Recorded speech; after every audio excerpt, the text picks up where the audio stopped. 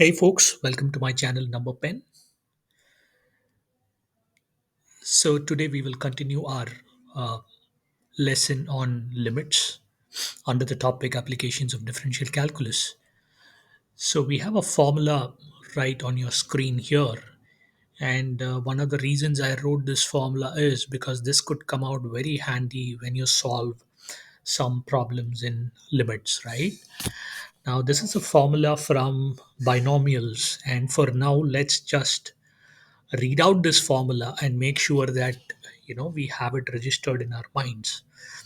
So x to the power n minus a to the power n is equal to x minus a multiplied by x to the power n minus 1 plus x to the power n minus 2 into a plus x to the power n minus 3 into a square plus, and it goes on until you reach a to the power n minus 1. So, an easy way to remember this particular formula is you remember x minus a. So, when you observe this polynomial, right, x to the power n minus 1 plus x to the power n minus 2, you will see that the sum of the degree of x and a adds to n minus 1, right? And why is that? Because the total degree of the polynomial is n, and you have pulled out x minus a as one of the factors. So the degree of the remaining polynomial remains n minus 1, right? So if you look at x, you will have the you'll have it to the power n minus 1, and when you have x and its degree as n minus 2, then a is 1. Let's assume x to the power n minus 5, then a will be to the power 4, because you have n minus 5 plus 4 equals n minus 1. So here, like for example, you take n minus 3 plus 2, which is n minus 1, right? So likewise, you have this formula repeated until you reach x to the power 0 into a to the power n minus 1. X to the power 0 is nothing but 1, into a to the power n minus 1 is nothing but a to the power n minus 1, right? So that's how you arrive at these formula, and this formula could come in handy uh, many a times when you solve problems in limits, and it could save a lot of time for you. That's why I wrote this particular formula. Now we'll see a few problems on this formula, and you may or may not want to use this formula. Sometimes you could factor them yourself using the basic formulas a square minus b square or a cube minus b cube, and solve the problem. Like the one that you have on your screen is limit x tending to 2 x to the power 4. Let me move the next, give me a minute, I'm going to move the next problem to the next page. X to the power 4 to the minus 16 divided by x minus 2, right? So let me rewrite this as x square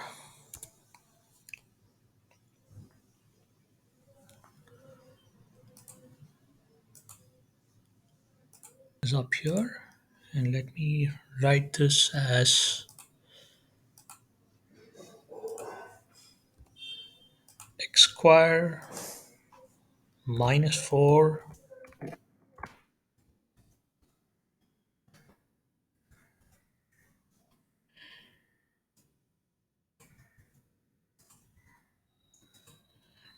into x square plus 4, right?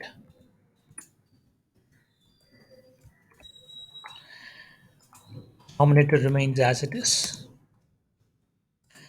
So what that I've done is I've applied the a square minus b square formula, which is equal to a minus b into a minus b. So a minus b into a plus b.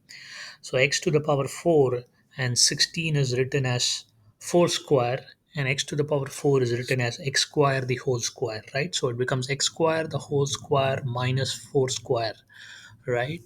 And that is why you have this rewritten as x square minus 4 into x square plus 4, and you still see that x square minus 4 is still factorizable, right? So you can rewrite this as x minus 2 into x plus 2, right?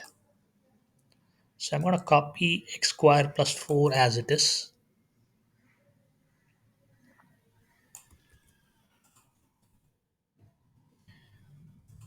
and I'm gonna write this as x minus 2 into x plus 2, right? So all that I've done is I've rewritten this x square minus 4 as x minus 2 into x plus 2, and my denominator remains constant. I'm going to copy that again. Now what do we have? I have a factor that can be cancelled out, right, which is x minus 2. So let me cancel that out and use the, can I use drop in? Yeah, I'm going to cancel this. Sorry, I'm going to cancel x minus 2, which means I'm left with x plus 2 into x square plus 4. And as x tends to 2, what happens is x plus 2 becomes 4 and x square plus 4 becomes 8. So my limit comes to 32, right? So I want to move on to the next problem where we will apply the formula which we learned at the beginning of the video, right? So x to the power m minus 1 divided by x to the power n minus 1, x tending to 1, right? So you see that when you substitute x equals 1, the equation takes the indeterminate 0 by 0 form, right? So let me rewrite the numerator using the formula that we have, right? I'm gonna write this as, I'm gonna copy it, folks. I'm not gonna rewrite this, and I'm gonna replace n by m. You are with me, right? I'll have to do one more replacement.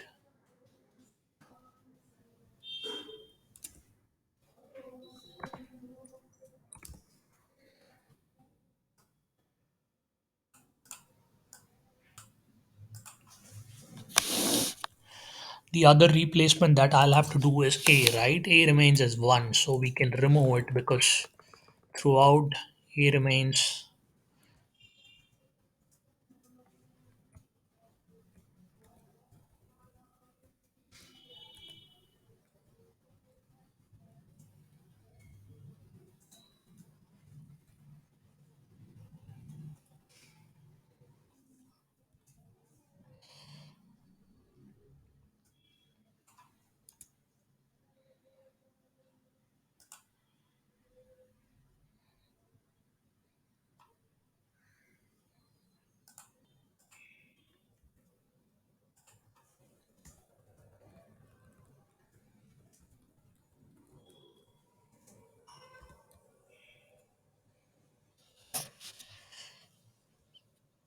So I've used the binomial formula and written the denominator as well.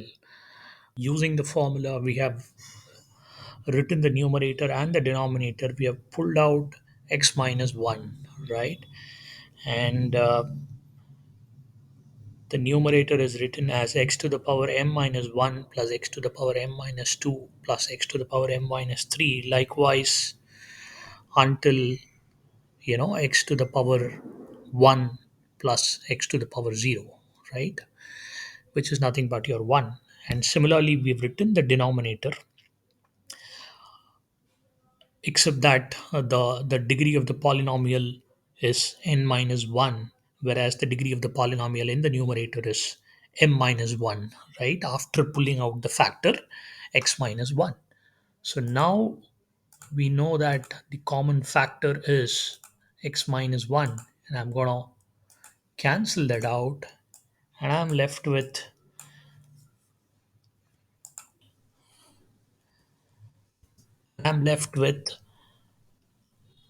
1 plus x summing up to x to the power m minus 1 divided by 1 plus x plus summing up to x to the power n minus 1. So which means I have extending to 1, which means that I have 1 added m times, right? So what is that? Which is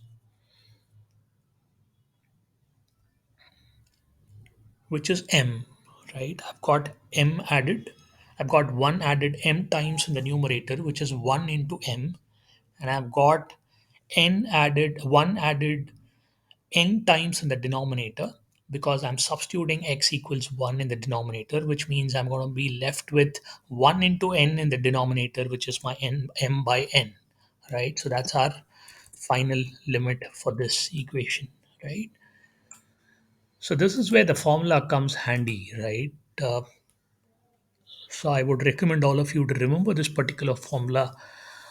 It might come in handy, but otherwise, if you are able to factor a particular equation like the one which we did in problem stated above, right, x to the power 4 minus 16, then you might factor it and then proceed ahead in the problem, because sometimes if you get the formula wrong, you might end up in total confusion. So the answer for this problem is m by n.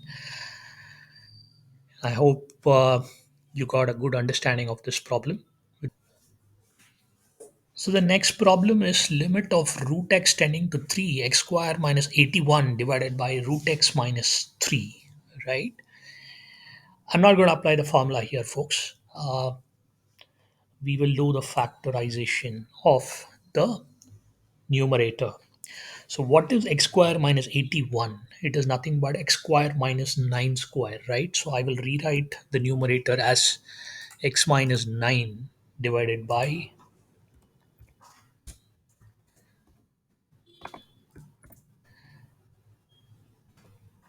into x plus 9, which is my x square minus 81 in the numerator. And I'm going to copy this as it is and paste it here. Now, is this further factorizable? The answer is yes. My x minus 9 is nothing but my root x the whole square. And let me write this out here. I'm going to go down for a minute, and this makes it a lot more easier to explain. My x minus 9 is nothing but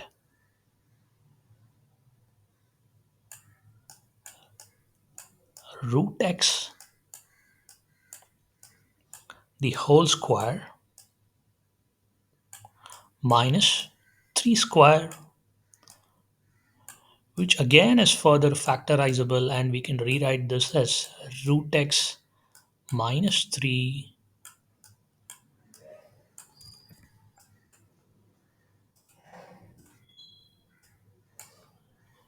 and root x plus 3,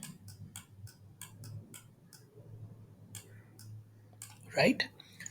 So I'm going to rewrite this equation as root x plus 3 into root x minus 3.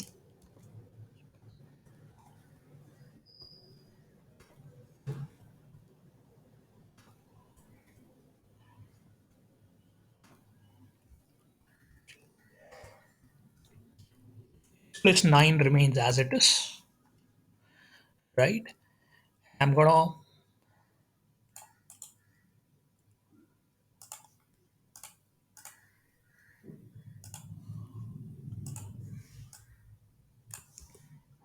paste the denominator here, and what do we have? Oh, we have a common factor again. So root x minus 3 gets cancelled out here, and we are left with root x plus 3 into x plus 9. And root x tending to 3 will give us root x plus 3 becomes equals to 6. And root x tending to 3 means x is tending to 9, right? So because root x the whole square is x, and 3 square is 9, so root x tending to 3 is nothing but your x tending to 9. So 6 into 9 plus 9, which is 18, becomes 108, becomes your limit of this particular function. So that's all we have in our video today, folks. Please do like and subscribe to my channel. Thank you.